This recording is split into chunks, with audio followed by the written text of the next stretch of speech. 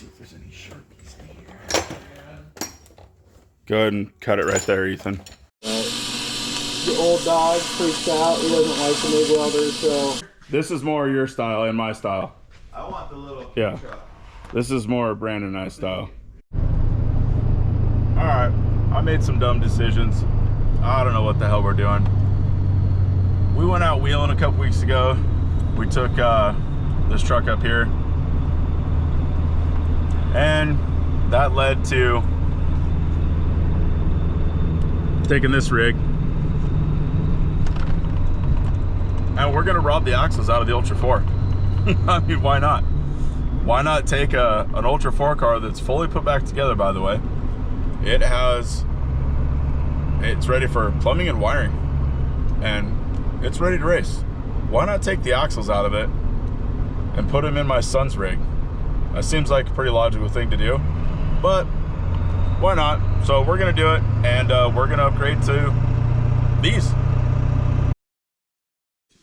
So Jason's finishing up a customer's housing right now. In theory, you should be able to change the hub without. And then we're gonna build 2 more. So we'll try to get some clips of how this stuff goes together. These are all the parts and pieces. You don't have to stop talking, Brandon. Yeah, Brandon, if you guys know infamous Brandon Goodwin, you guys remember Brandon? I don't know why I say infamous, it's famous. Famous, Brandon Goodwin's here, looking at his next build. This rig's pretty sick. Wouldn't it be nice to have something like this, Brandon?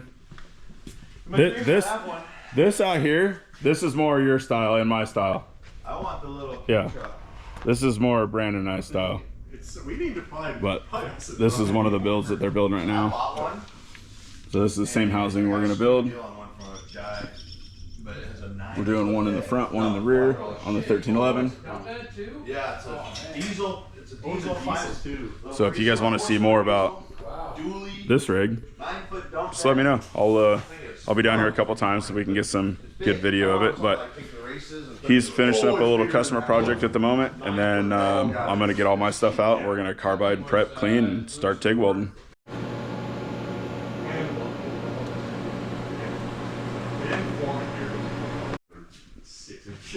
So this is the start of this is the rear housing, right? I guess it doesn't even matter. Nope. So this shell, we got to go through, take the bend tabs off. These are bend tabs for being bent in the brake.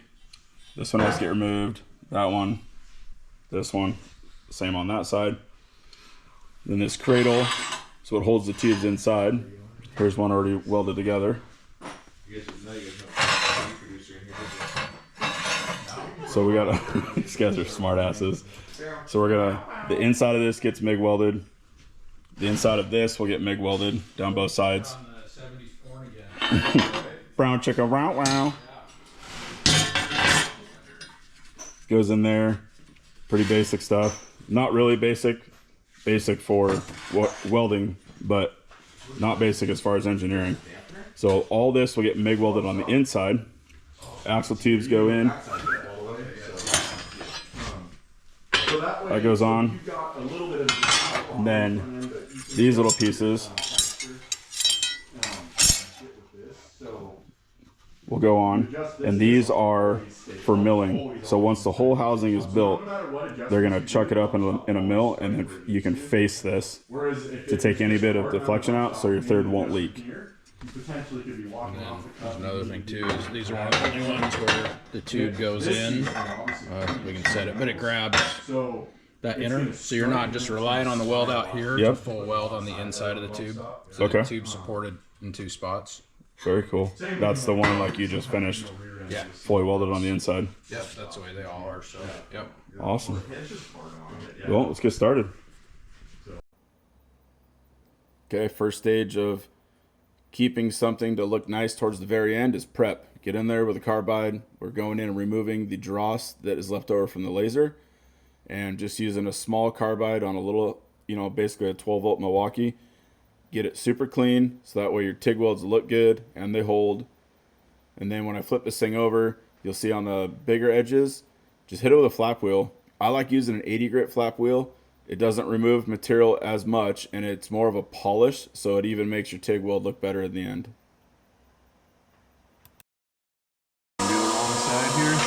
Remember, it's the side that says no. I know.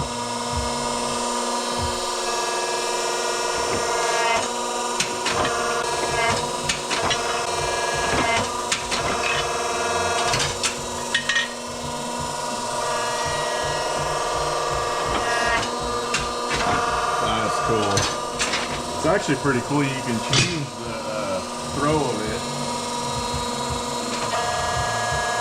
So like if you want it to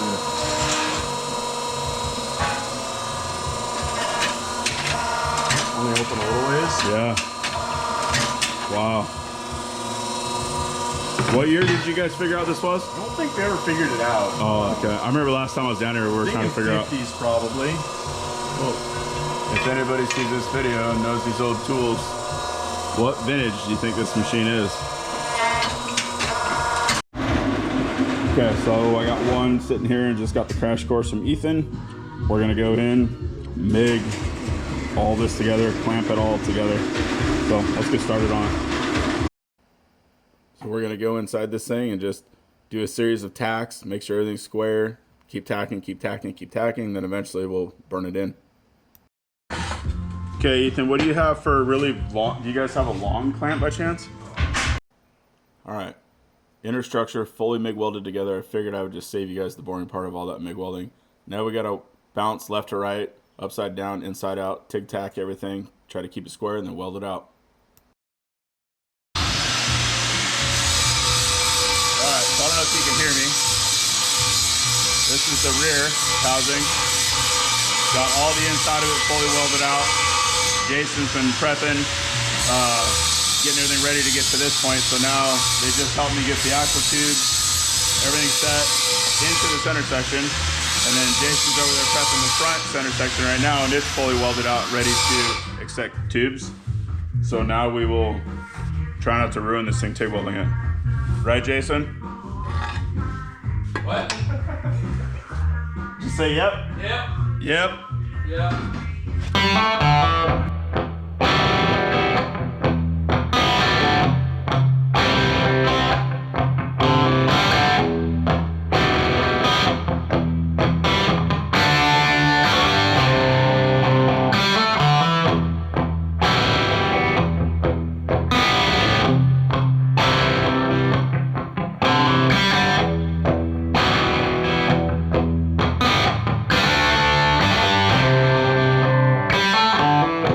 I found myself a situation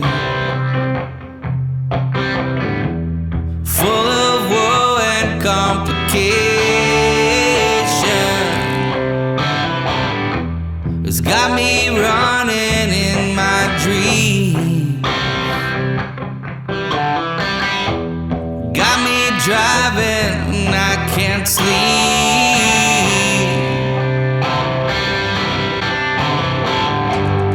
Hollering myself awake, trying to beat a windless gate, dodging bullets all the way. Maybe I'll find you on my last day.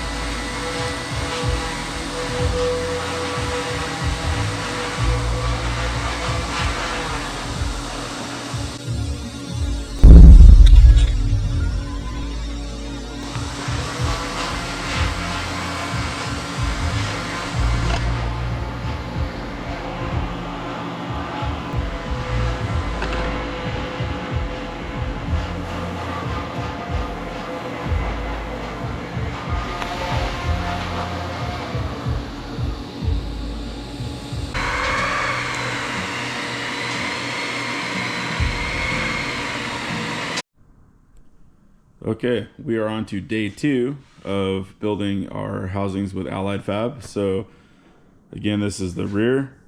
All of the single root pass welds are in. Let's see if I can touch this thing. Maybe not. It's probably not the best idea.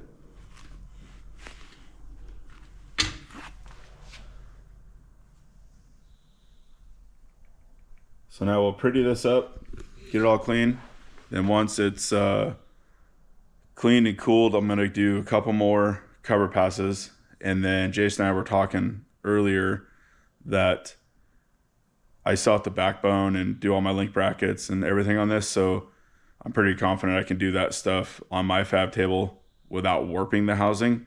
So we're gonna get minimal cover passes done on it. And then Ethan can put it in the mill, face it. And then I will, I got to make some appliances for my table for the 4-inch tube because all my stuff goes up to 3-inch tube.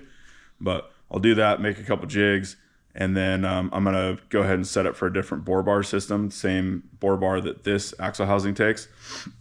So that way I can go ahead and finish, you know, all of the accessories that go on the front, all the accessories that go on the rear. The front, you have way less worry because, you know, you have U-joints and things like that and the shorter side, but the rear you want to get as perfectly straight as possible. So we'll do a little more welding, and then once it's welded, again, we'll go in the mill and Ethan will mill it, and then this one will be ready to load on the truck, and then we got to put the front up here and get started on that one. Okay, well, this just happens with thrashing, so there's nothing wrong with this one. Ethan's got it faced off, looking good, getting ready to drill and tap it. And then way over here, we put the other one together, started welding, and I just doing some preliminary, son of a bitch, I can't even talk right now. I went to weld this, and as my eyes went from here to here, I went, wait a minute, that's the link side. How's that gonna work? If you put the link side on the top, right? That puts the short side on the driver's side, not the passenger side where it's supposed to be. Didn't even get dirty yet, and we're already cutting it apart. Not even a speck of dirt, and we already have to cut something. Wild.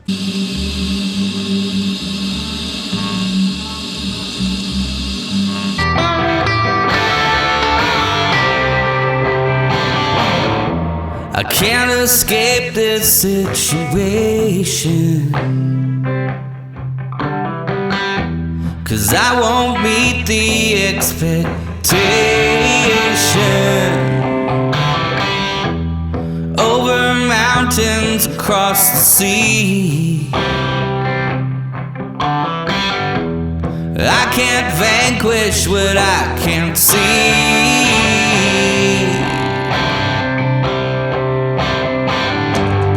Hollering myself awake, trying to beat a windless game, dodging bullets all the way. All right, boys and girls. So I'm back at my shop now. Got my housing sitting here, and they're all welded together. We're gonna start on putting the skid plate on the rear. I have to draw up a truss for the rear, and I was gonna run the one that Jason and Ethan from Allied had drawn up, but they didn't have any extras. They just had the ones that were there for their customer rigs. So I'm just basically gonna make it identical to that. So when people see these housings, they'll look very similar to what Jason and Ethan will sell. So while we were down there working on them, I was trying to get some more video and stuff, and then I made a crucial freaking mistake. So the front housing on our rig is a passenger side drop.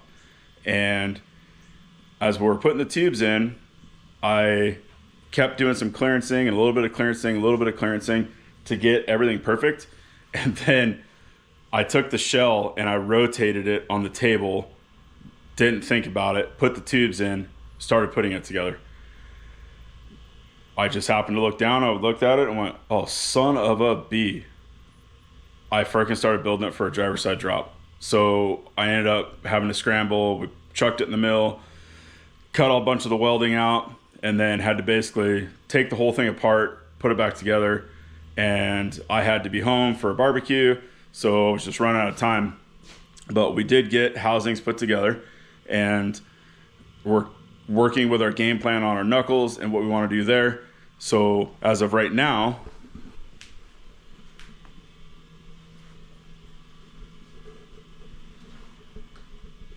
sitting here, I'm gonna start working on the skid plate. All this is TIG welded. All this takes a long time to do, and I know that guys look at stuff like this and like, man, what a waste of time.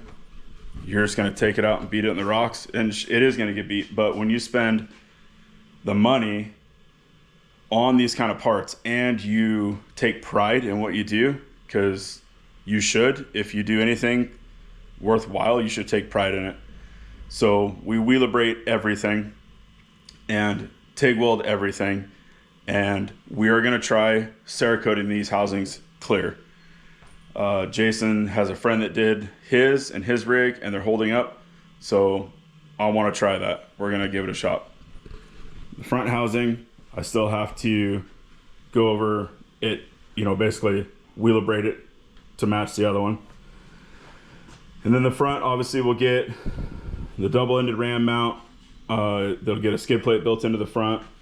Down here in these little kidneys, these small little pockets, probably actually from here down, will be AR 400. So it'll be 3/16 AR 400 laminates. They'll go in here like so. I'm not flipping you off, I promise. I'm just pointing. They'll get TIG welded on. These housing shells are very thick. The tubes are very thick. Everything about them is beefy. They're 4-inch tube. So the long game with what we're building here is we're going to do all Super Duty unit bearings, and then we'll send those out to my buddy's shop and have them done on his mill to go to 8 on 6.5 bolt pattern. We're working with Jason and Ethan on a rear unit bearing deal that slides over the tube, that the radial bracket for the brakes is already machined into it. All the threads are into it, and it has a little bit of flare, similar to, like where the axle tubes, where they slide in, have a little bit of design of some kind. So Ethan's working on getting that drawn up, and then they're going to get a price quote on it. So everything you guys see in these next, I don't know how many videos this is going to be, but on these housings, yes, these are mine that are for my rig that I'm assembling, but you can buy these from Allied Fab turnkey. They have billet aluminum outers, they have sheet metal inners, sheet metal outers, any width you want, any gear ratio, 10-inch, 9-inch, all the stuff, link geometry. I mean, these guys build some of the wildest, most thought out off-road rigs, I mean, in the United States, in my opinion. I mean, yes, they're local to us and we're buddies with them, but if you get to see something that they have built up close, so you'll understand. And I'm not too YouTube savvy. I'm not sure how to get a link to their Instagram on YouTube, but I will do my best to either get into this video or get it in the description so you guys can go check out what they build. But I have to build these tailor fit to the 1311 because it's a little bit different. It's kind of, Jason says it best, everything's kind of a compromise. Yes, it's a race rig, but it still has frame rails in it that are factory Jeep stuff. So the best thing we could do is get bare housings, get the rig in here, get the bare housings set up underneath of it, and start building.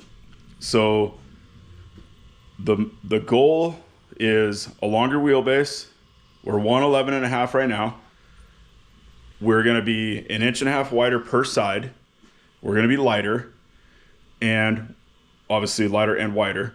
And then by moving the rear end farther back in the chassis, the driveline angle, I think, is going to get better.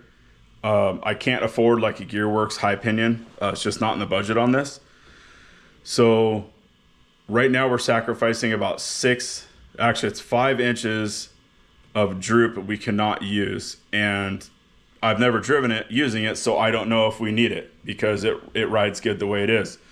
I think it's, if I remember right, we have our limit strap set to where it is about 17 and a half inches of rear suspension travel is what it uses. It could be 18 and a half. I mean, it's been a long time since I've messed with it. But so hopefully by moving the rear end back, that will help with the driveline angle. Plus it's going to get our wheelbase longer. It'll be a little more stable. And then we're going to do the wheel width 6-piston calipers all the way around. One thing that we are kind of on the fence, I would say at this point, is the front knuckles. Jason and Ethan want to do a set of billet inner C's, and I originally, when we talked about doing this, I wanted the fabricated inner and outer knuckles. I like the TIG weld. I like the punishment. They look freaking sick when they're done. Then we started talking about the reproduction of things. If these housings take off on a market where people want to start buying them, the amount of labor it takes to build a sheet metal inner and outer system, you know, it's money, right? I mean, they make money on them, but if they can order up a set, have them shipped to their shop, and be done and ready to weld on, that might be a better option. So the front knuckles are up in the air. We're not sure if we're going billet inners, 70-75 aluminum outers, or if we're doing the sheet metal ones, but we have time. Then the axles that were in our race rig are going in our Samurai. So we're going to take that rig, put it on tons. It should be a pretty cool setup. It'll stay 111-inch wheelbase. It'll stay low. It'll stay... Is it staying on air shocks, Tucker? Mine? Yeah. Not sure. Oh, I got a not sure. So here's what... You guys want to know what I'm thinking? Oh, God. I got to build a new set of trailing arms that are longer. So that means that I have a brand new set of trailing arms that only have one race on them. AR 400 trailing arms that are already powder coated gold. So maybe Round Eye will get a set of trailing arms. I don't know. We'll see. That's my son's project. But enough BSing. Just trying to fill you guys in on what we're doing, what we're building. These videos are not going to be that close together. There might be some shorts, some YouTube shorts, but these are going to take a while. We're just going to do what we can, get to that stage, save more money, recycle more pop cans, mow more yards, do whatever we can, clean gutters, so we can get to the next point. But we will be making some more videos. It's just going to take a while. So appreciate you guys following this along. And hopefully, I would like to race it in 2027. We already talked about not going to Hammers in 2027.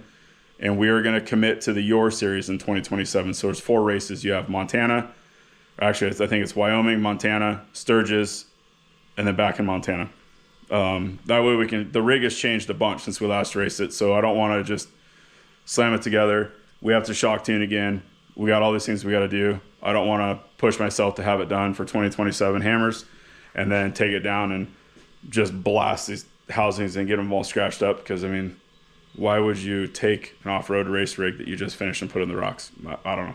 People do that. But anyway, we're definitely not professionals. We know enough to do it wrong. We'll catch you guys on the next vid. See ya.